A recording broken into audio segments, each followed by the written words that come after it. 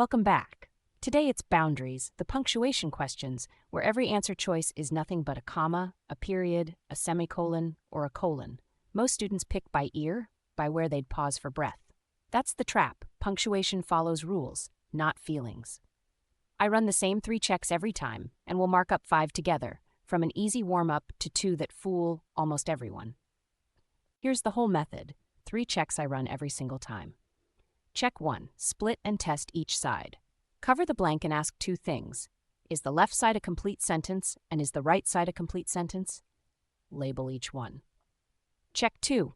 Match the mark to the combo. 2 complete sentences need a hard stop, a period or a semicolon, or a colon when the second half explains the first. Anything touching a fragment takes a comma or no mark at all. Never a period or a semicolon. Check 3. Cut what breaks the rule. Strike every comma splice, every semicolon or colon glued to a fragment, and every mismatched pair. Question 1. Our warm-up. Check 1. Split and test each side. Cover the blank. On the left, Venus spins in the opposite direction from most planets. That stands on its own, a full sentence. On the right, a single Venusian day lasts longer than the planet's entire year. That stands alone too, another complete sentence. So we have sentence plus sentence. Check 2 says that combo needs a hard stop. Now the choices. A drops a comma between the 2 sentences, a comma splice, the classic error. Set it aside. B uses no punctuation, so the 2 sentences just run together. Rule it out. D piles on a comma and then a second comma, but stacking commas still can't join 2 whole sentences. Cross it off. C ends the first sentence with a period and capitalizes the next, a clean hard stop between 2 complete sentences. C is right.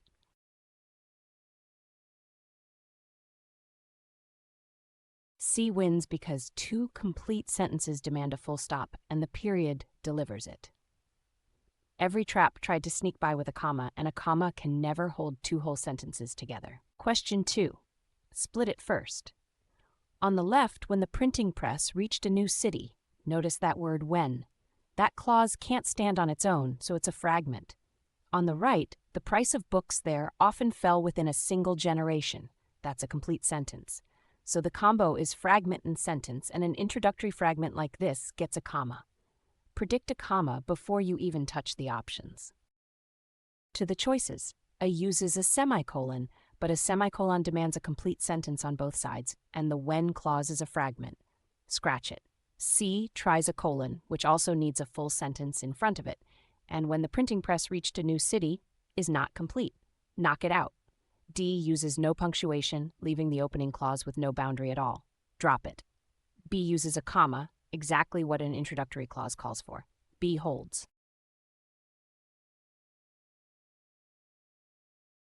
B is right because a clause that opens with when is a fragment, and an introductory fragment takes a comma. The semicolon and the colon failed the very same test. No complete sentence on the left. Question 3, and here check 2 leads the way. Split first. On the left, Marie Tharp's maps revealed something no one had expected on the ocean floor. That's a complete sentence, and notice how it leans forward, promising to tell us what.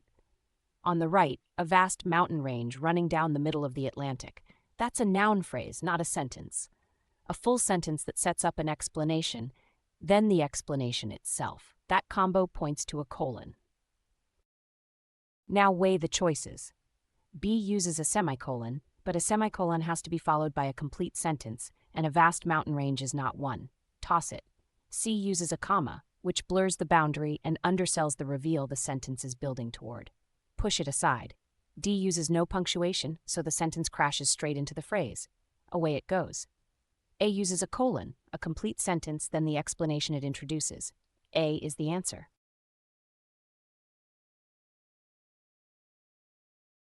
A is right because a colon introduces an explanation, but only when a full sentence comes first.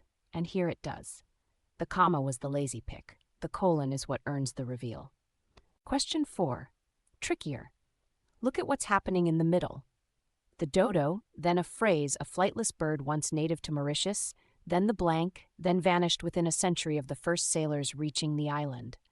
That phrase in the middle is extra information dropped into the sentence, and it opened with a comma right after dodo. Here is the boundary rule for an inserted phrase. Whatever mark opens it must close it. It opened with a comma, so the blank has to be a comma too. To the options. A closes with a dash, but you can't open with a comma and close with a dash. The pair has to match. Cut it. B uses nothing, so the interruption never closes and the phrase bleeds into the rest of the sentence. Gone. C drops in a semicolon, but vanished within a century of the first sailors reaching the island is not a complete sentence, so a semicolon is illegal here. Strike it. D closes with a comma, matching the one that opened the phrase. D is it.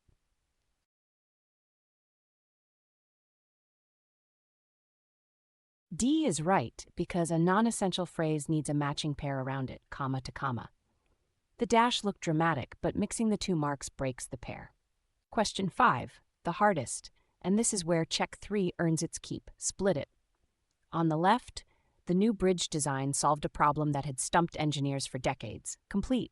On the right, it could flex several feet in high winds without ever cracking. Also complete. 2 full sentences. Here's the trap.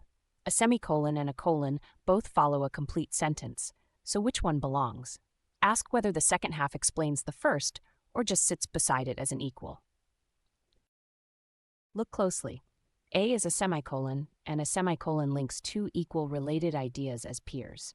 But the second clause here isn't a peer. It answers how the design solved the problem. It pays off the setup. So the semicolon undersells it. Leave it. C is a comma between 2 full sentences, a comma splice. Strike that one. D runs them together with nothing at all. That one's out. B is a colon, and a colon is exactly the mark for a first clause that promises and a second that delivers. B takes it.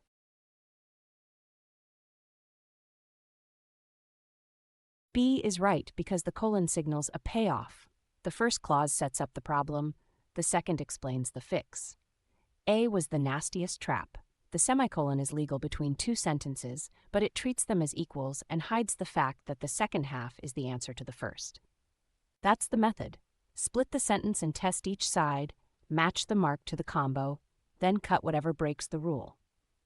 10 fresh boundaries questions are waiting in the printable practice test. The link is pinned in the comments. Work them cold and decide every mark by the rule, not the sound. See you in the next one.